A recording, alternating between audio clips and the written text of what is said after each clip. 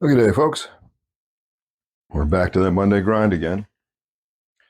But the nice thing about Monday is it's time for that open tag by Aaron over at 865 Knives called Monday Modern Madness. If you haven't checked Aaron out, go check him out. He's back at it again. He was off there for a little bit, but he's back on the rant again. I think we all missed his rants. They're not like mad at the world rants. They're just, he's a fast talking guy. And so he has a lot to say in a short period of time. And he's got a lot of great knives and slips and other stuff like that. And so he's pretty much the opposite of me. He's a fast talking guy. And so if you find me a little slow and impatient with my pace, you definitely dig Aaron because he's just snap, snap, snap. But back to the tag, Monday Modern Madness. So you all saw the other day I got a pretty sweet deal on a buck 119, sorry. I think it was a regular 109. I got it for like 35. So that was an awesome deal. And that was at Canadian Tire. Well, Canadian Tire, I don't know what they're up to. I don't know if they're clearing out all their knife stock or what, but I stopped in just on the off chance they might have had some more 119s in storage, and they didn't, but they put another knife on sale. So they have their BUCK 311s on sale. They had their BUCK 119s on sale until I got there, and now they have none left. And now they have the BUCK 190 Matrixx 3.3 on sale. So I had to grab that. And that comes in the lovely packaging we all love. And it is stainless steel 420 HC, nail nick, and liner lock. And the specs on the back, 190 Matrixx 3.3, 3.3 inch clip point satin finished 420 HC steel blade. The overall length of the knife, I'm going to assume open, is 7.55 inches. It has a weight of 3.9 ounces. The handle is anodized aluminum, and it has a stainless steel clip. And then you just have all your other typical Buck Forever warranty information and that number there, whatever it means. And here we have it. So you get aluminum scales. You've got T6 screws for your scales and T8 for your pivot.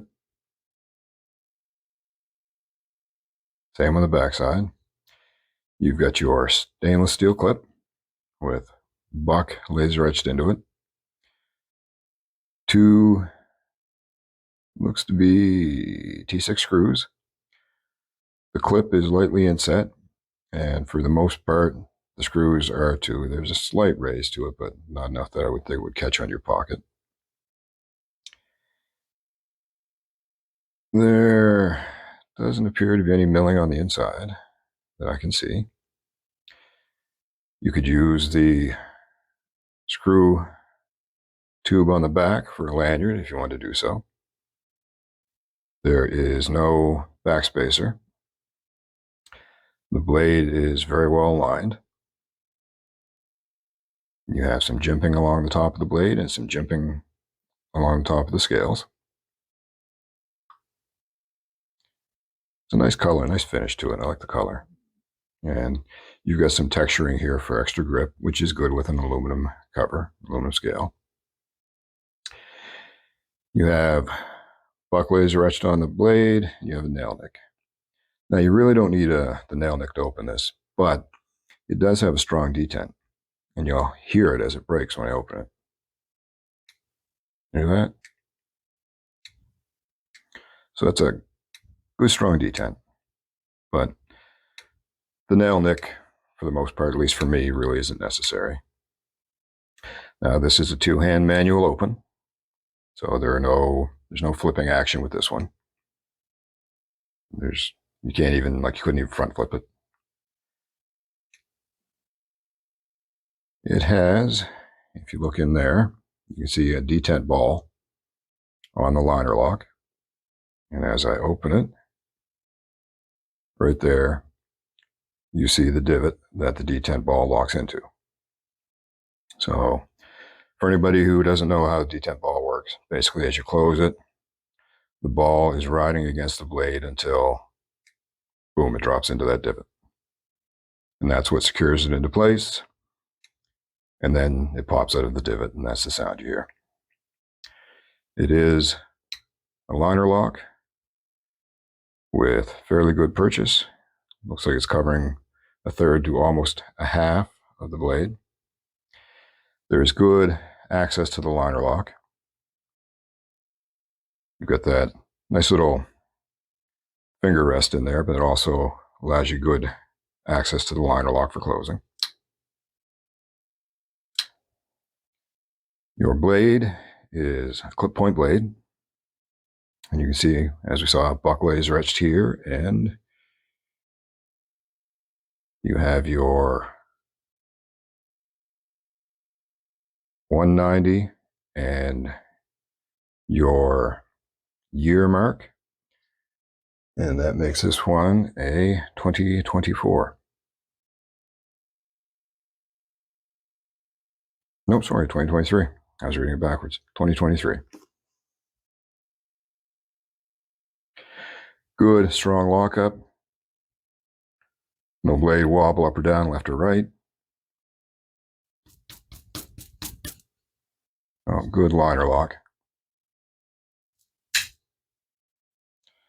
Back to your blade, you have your nail nick, you have your jimping. And that's some aggressive jimping. You can really feel that. It's got a good grab to it. You have, I'm going to say, a hollow ground or concave ground blade. Your edge is, the grind is nice and consistent all the way across. Might rise up a little bit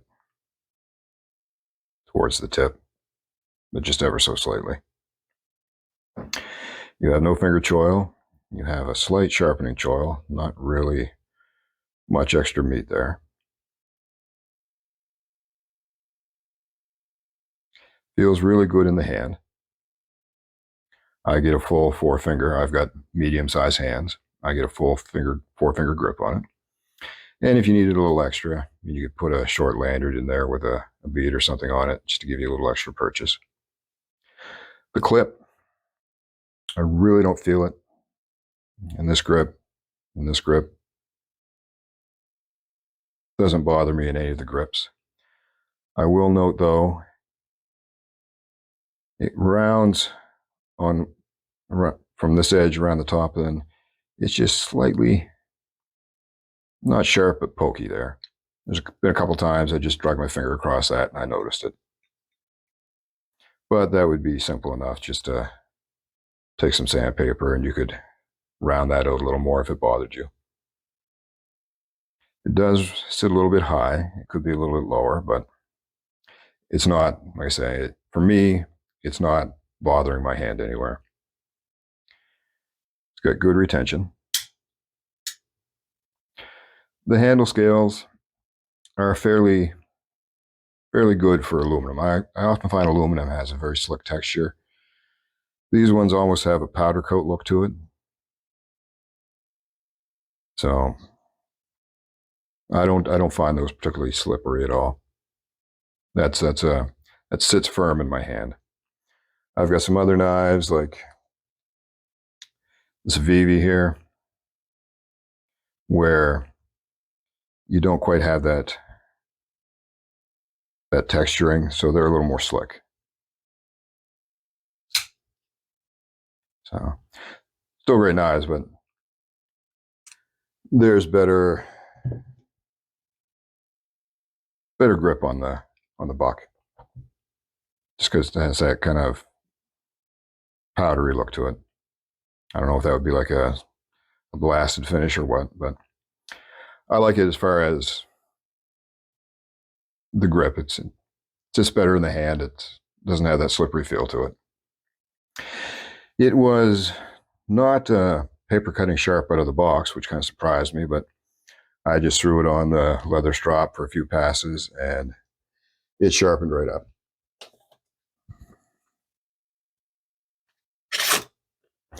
Me and paper on camera.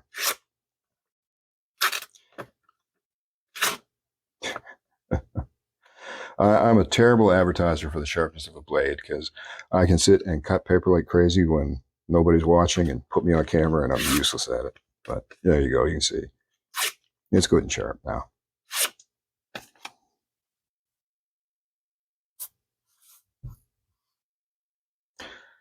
It's a nice blade profile. I like it. It's a little bit similar to the 125, only probably a little taller. And if we want to do some comparisons, here it is against the 125. You can see you've got the similar blade. This one has more of a clip and a swedge at the top than the 125 does. The 125 tapers much closer to the tip. But they're pretty close to the same length. The Matrixx, maybe a 1/4 of an inch longer. And then you have the BUCK 3.11. And it is probably quite a bit longer than the 3.11. Yeah, it looks like it's every bit a full inch longer than the 3.11. Has a much better liner lock than the 3.11 too, I find. The 3.11 takes a little more effort, but if you'll notice in the back here, a bit of a gouge out of the back of the blade on the kick, so I don't know if that maybe has something to do with it. It may just be mine that's like that.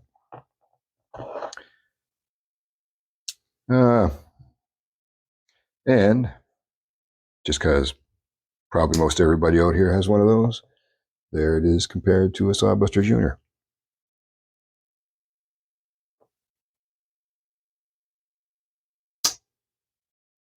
Nice covers on that one. Anyhow, folks, so that is the BUCK 190 Matrixx 3.3 inch. I like it. I've been enjoying it so far. I only picked it up this morning and I worked all day, and I work in a field where you really can't carry a knife to work.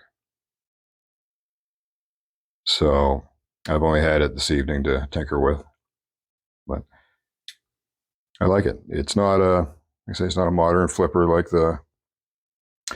these two are. It is a two-hand open. I mean, you could put a stud on the top of that, an aftermarket stud, and it would probably work well because you got a lot of room there to get purchase on it.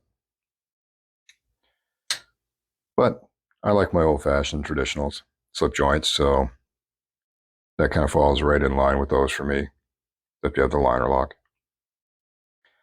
Anyway, folks, we will leave it at that. So I did check online for anybody up here in Canada. That was just not in my local store. It is an online sale as well. If I haven't mentioned price, which I don't think I did, it was 55% off. I think it was regular, like about $50, and I got it for 21 and change before taxes. So couldn't pass that up. And for $21 Canadian, I think that's a pretty awesome knife.